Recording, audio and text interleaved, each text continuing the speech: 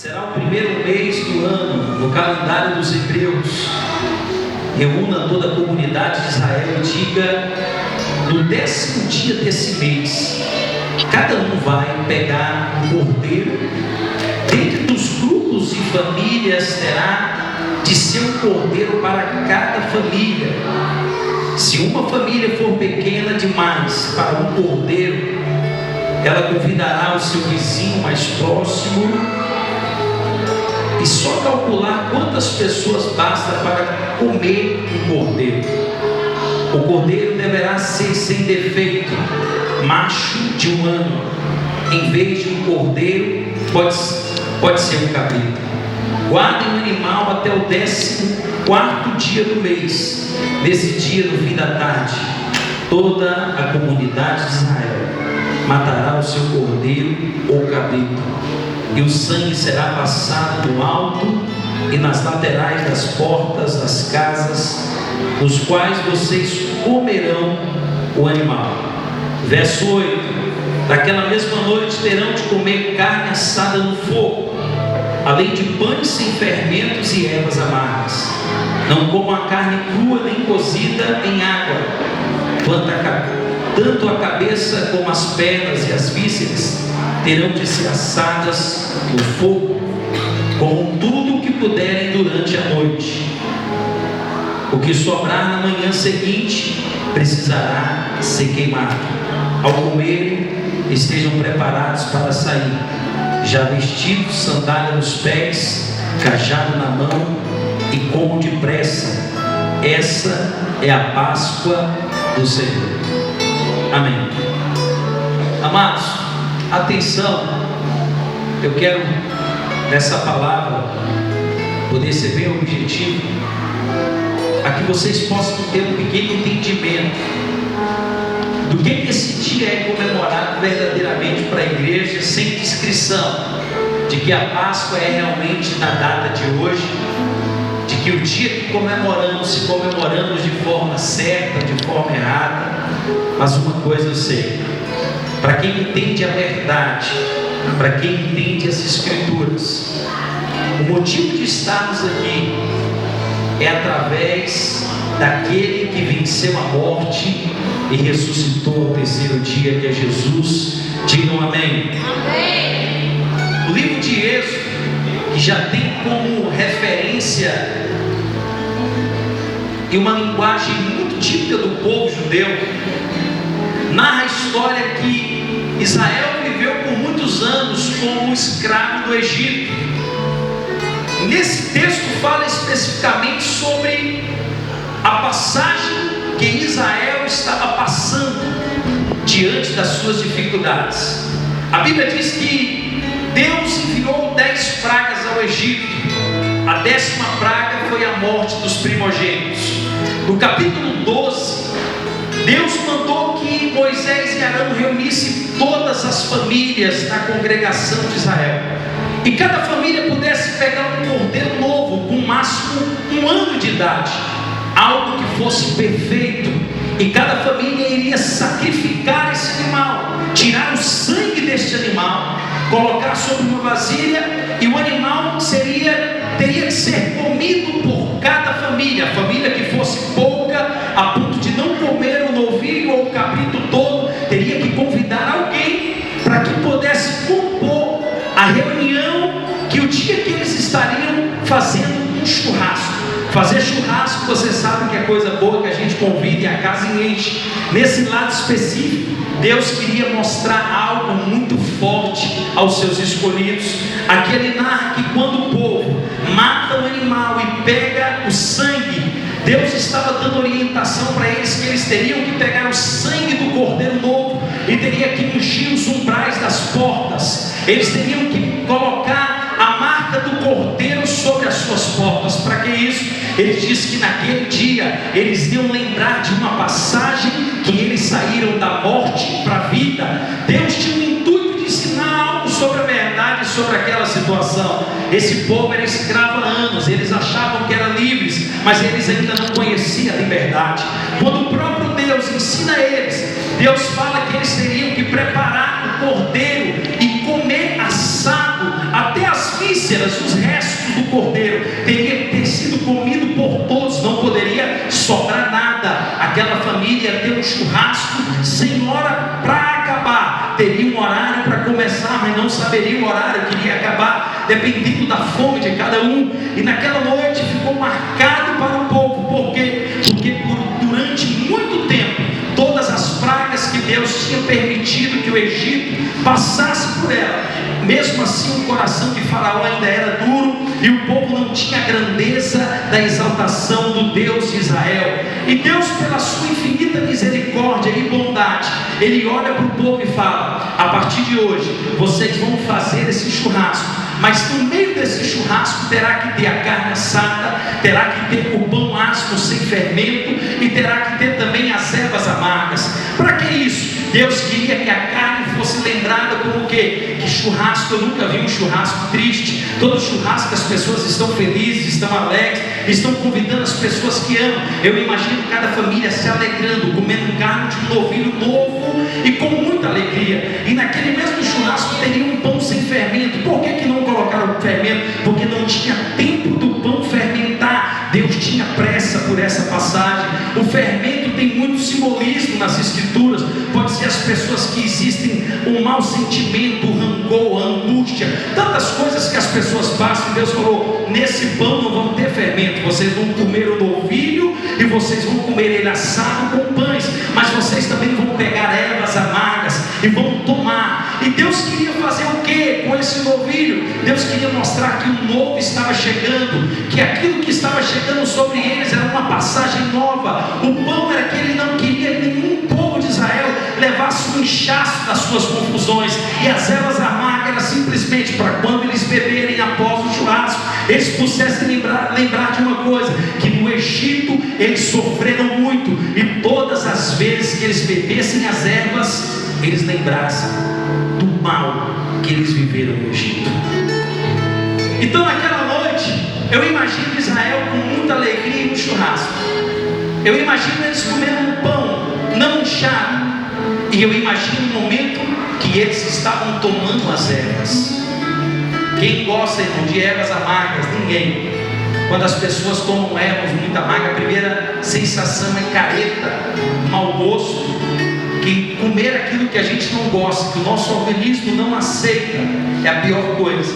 E Deus estava falando: é para vocês lembrarem que vocês não podem voltar mais atrás e viver todo o tempo de escassez que vocês viveram. Quando nós, igreja, olhamos para trás, é como se nós estivéssemos esquecendo de tudo que passamos antes de conhecer a verdadeira paz. Porque tem hora que a nossa vida tem algumas amarguras que nós não temos como decifrar elas, e perguntamos: Deus, por que passamos por isso? É Deus lembrando a igreja, falando: filhos, essas amarguras é para vocês não quererem voltar atrás e ser semelhante ao que vocês viviam todos os dias. Nós, como uma igreja em Cristo, podemos até sofrer algumas amarguras, mas não é para a nossa perdição, não é para a nossa destruição. É para lembrar que no Egito é muito pior, porque no Egito não tinha o socorro de Deus. Mas por que eu estou falando sobre isso? A Bíblia diz que foi a primeira vez que esse povo experimentou a alegria de uma nova passagem. O termo Páscoa no grego significa passé, que é passagem. Era uma passagem que Deus estava fazendo com Israel, uma passagem que eles viveram como escravo, e uma passagem que Deus mostraria o poder da vida quando o anjo da morte, mais ou menos à meia-noite, passa sobre todo o povo e entra no Egito. Toda a casa que tinha matado o cordeiro novo, melado os umbrais das suas portas com o sangue do cordeiro, a morte chegava na porta e ia embora. A morte não entrava sobre aquela casa. A morte chegava na porta e não podia entrar, porque tinha a autoridade do sangue do cordeiro, que representa Cristo mesmo do Egito. E a casa que não tinha no seu umbral a marca do sangue do cordeiro, essa casa a morte entrava e matava o primogênito. Sabe o que é isso? Naquela noite foi a noite mais terrível do Egito para os egípcios, mas foi a noite de maior alegria para o povo de Deus. Sabe por quê? Eles entenderam que Deus estava passando eles da morte para a vida, de uma vida de escravo para uma vida de liberdade, de uma vida de escuridão para uma vida de luz. Quando eles acordam no amanhecer com a barriga cheia de churrasco, cheia de ervas, eu acho que quando Israel olha para cá, ele fala assim: eu nunca mais vou esquecer do churrasco que Deus mandou nos preparar, mas também não vou esquecer das ervas que Ele mandou eu tomar. Sabe por quê? Porque muitas vezes a gente, como cristão, só lembra das coisas boas, de tudo que Deus nos proporciona, e a igreja vive momentos de êxtase como? Que só se lembra das maravilhas, e tem hora que a igreja precisa provar das ervas para entender uma coisa: deserto nunca mais, Egito nunca mais, escravidão nunca mais. Então eu quero profetizar para a vida da igreja algo profético que veio muito antes de Cristo, da história da igreja. O Cordeiro de Deus, como João anunciou no deserto, que tira o pecado do mundo. Ele já estava vencendo a morte desde a época de Moisés, ele já estava trazendo vida desde a época de Moisés. Às vezes a gente fala da misericórdia, da graça, do favor, e as pessoas não têm como entendimento que Deus desde o princípio quis mostrar o amor. E ali no Egito, a maior prova de Deus que amava aquele povo foi o quê? Poupando eles da morte e tirando eles da escravidão. Sabe o que nós representamos a Páscoa para muitos hoje? Era o dia que a igreja, independente se hoje, dia 1º de abril, foi o dia da Páscoa ou não, mas foi o dia que nós, como humano, que é o mundo, está confraternizando essa data. Pelo menos muitas pessoas estão lembrando de um coelho, de um simbolismo de um ovo de chocolate, mas tem muitas pessoas que também estão agradecendo a ressurreição e a morte de Cristo, que venceu o pecado e venceu o inferno e venceu a morte. Quando eu digo sobre isso, a igreja era para ser cheia, lotada, eu falo: Deus, as pessoas estão perdendo a percepção do que verdadeiramente é uma passagem na sua história. Quando Cristo ele tem um relacionamento com os seus discípulos, a Páscoa, simplesmente pelo povo judeu, eles eram celebrados como banquetes de grandes festas.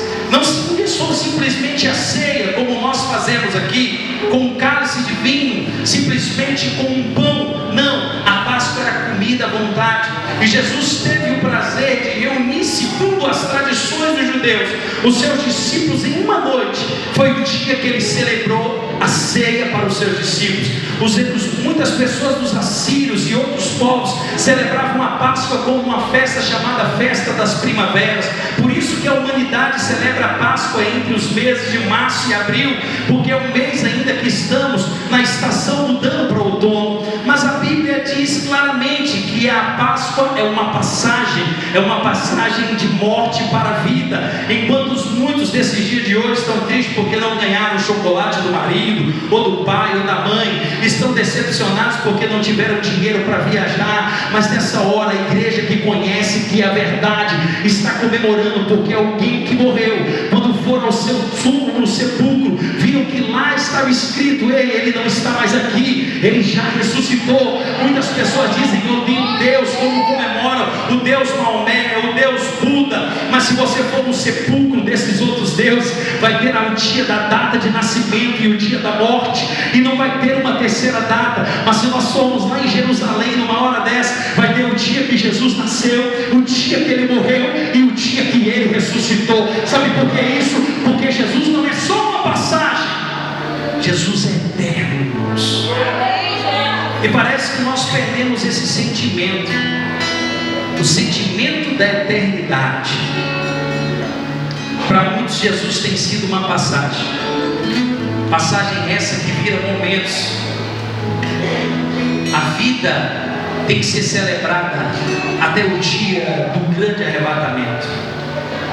Hoje eu tive a oportunidade de ler e ouvir um pouco sobre a morte. Quando eu li aqui no começo do culto, o livro de 1 Coríntios, capítulo 15, Paulo estava ensinando a igreja de Coríntios acerca da ressurreição. E ele disse que se a igreja não acreditasse que Cristo ressuscitou,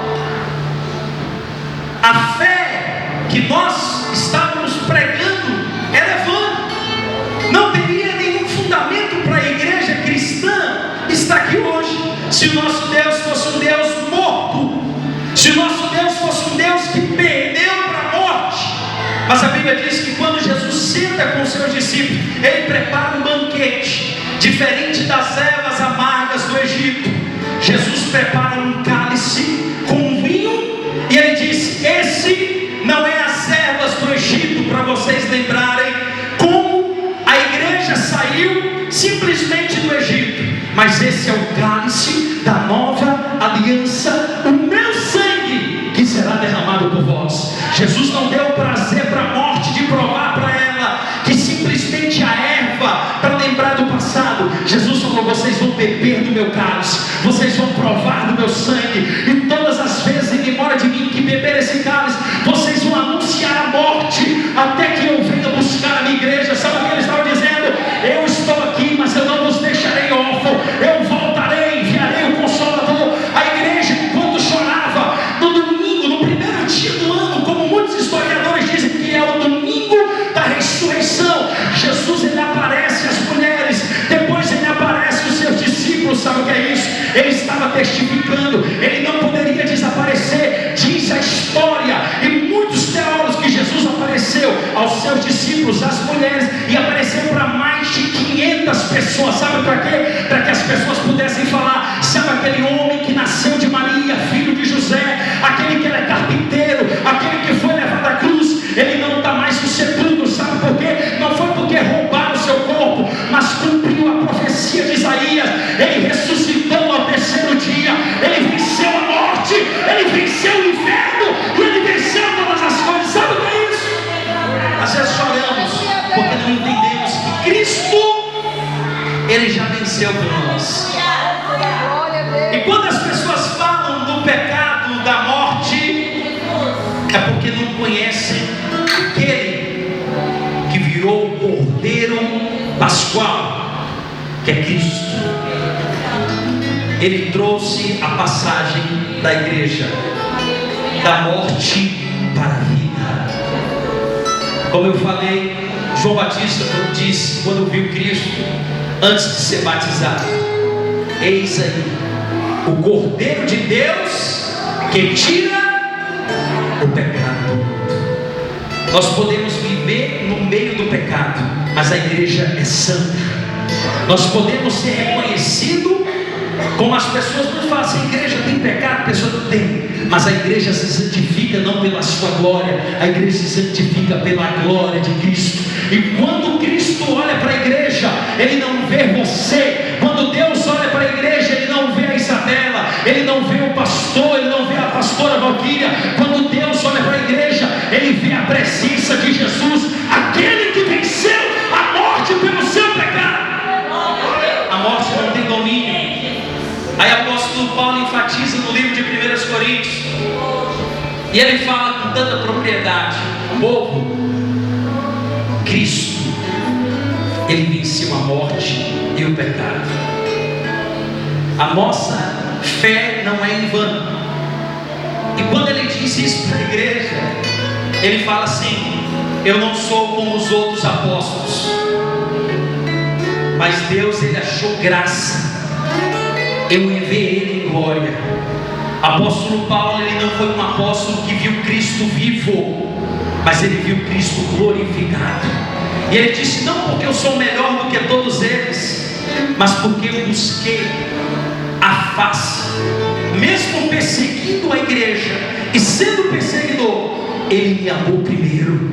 Ele olhou para mim e ele disse assim: eu vou mudar a sua história com uma passagem. Sabe o que é isso? A Páscoa simplesmente acordou na vida de Paulo com uma mudança de vida.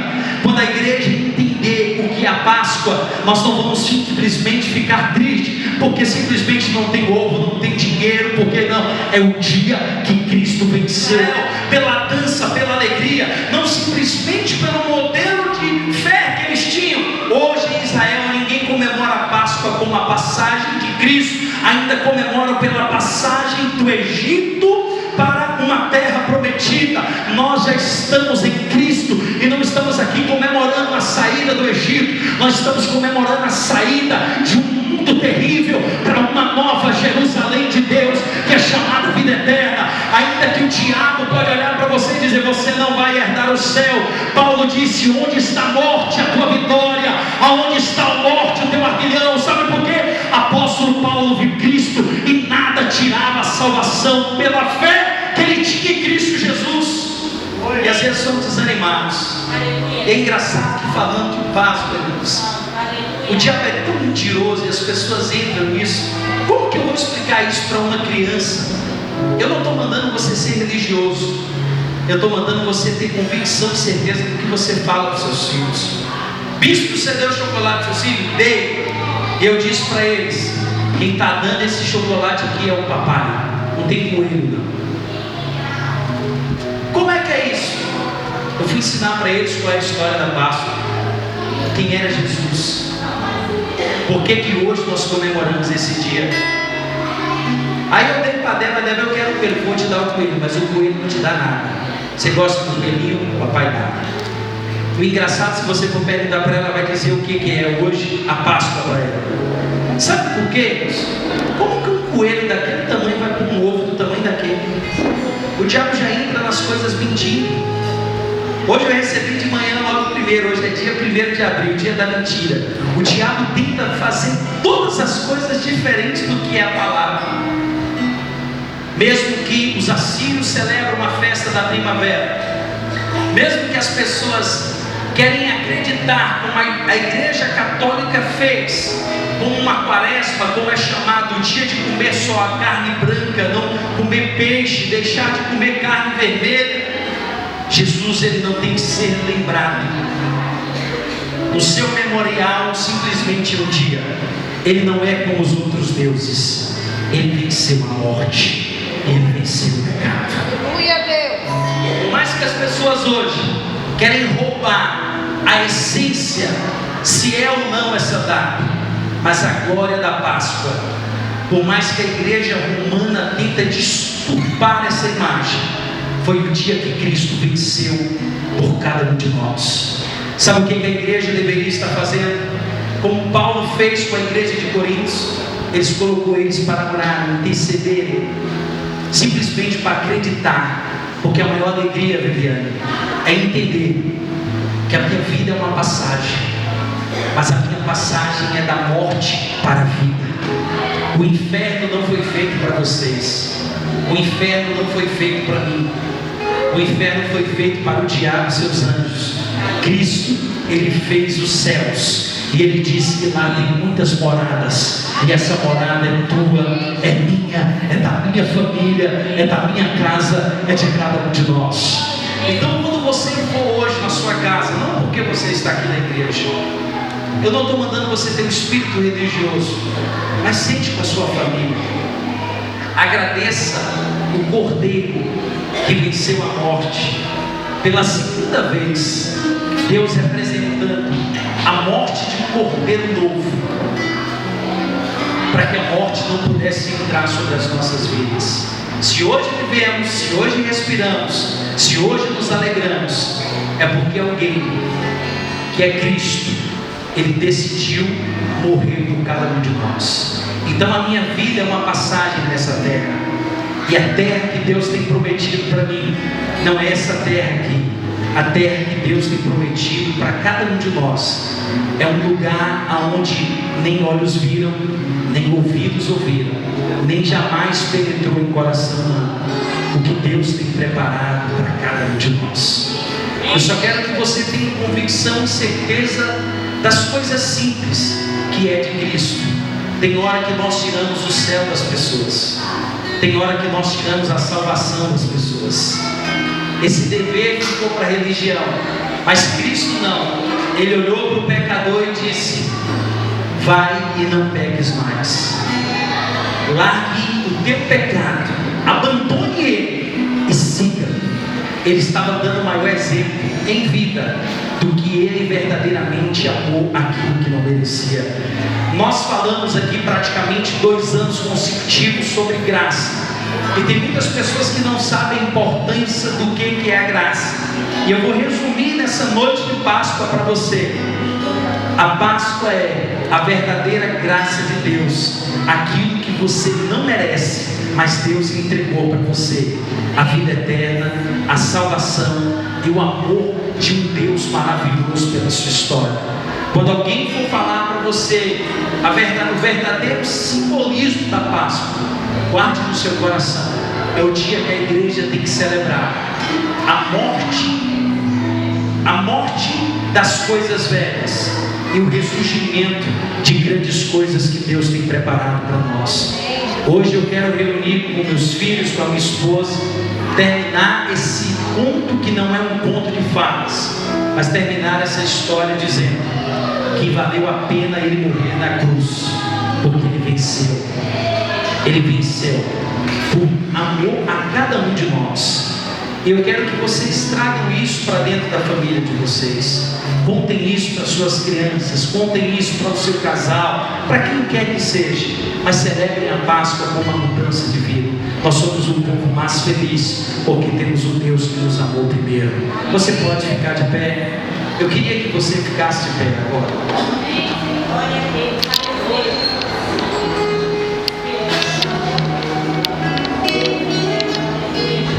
Talvez você pode dizer: bispo, eu nunca vi Jesus. Mas você é um bem-aventurado, porque você não viu, mas crê.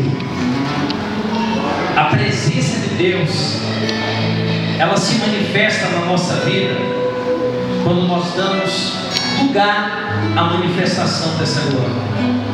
Tem pessoas aqui que precisam entender que você está aqui porque o Cordeiro de Deus que tira o pecado do mundo, Ele te amou primeiro.